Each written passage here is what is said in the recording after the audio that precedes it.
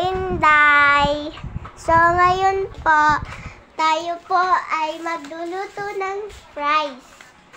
So, sinimulan na po namin painitin ang gasol. Pinapatanggalan lang po namin ng tubig. Kasi may water siya. So, yan. Bakit nandito yung juice? Yung Nestea na tang. Nestea. Yung Nestea. Kaya, isasali na namin. Ayan. At kukuhanin naman natin ang ating yelo. Tara, dalhin natin dito. Hi! So, yan mga kakrum-krum. Makakut-kut ko lang sila. Sana maraming mag-like and comment and share na rin.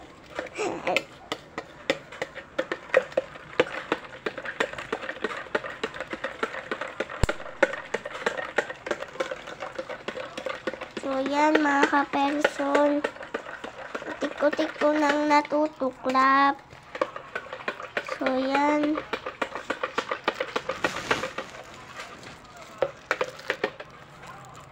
Oh, mami. So, dahil wait lang daw, ako na lang ang maglalagay.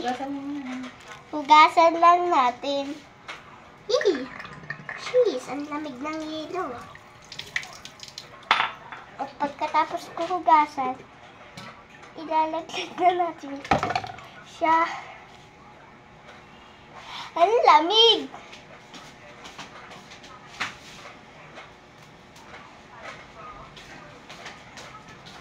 Pagkatapos ko naman inilaglag siya, ganun na naging itsura. Puntahan naman natin yung nilagay niyang mantika. So, ayan, okay na. Siya pa po pala yung tagaluto. Mga kakrum-krum. Hanapin lang natin yung panghalo. Tingnan natin dito yung syanse. Wala dito. Nasaan kaya? Baka nandun. Nandun pala guys sa labas. Kaya ang gagamitin na lang namin ay ito.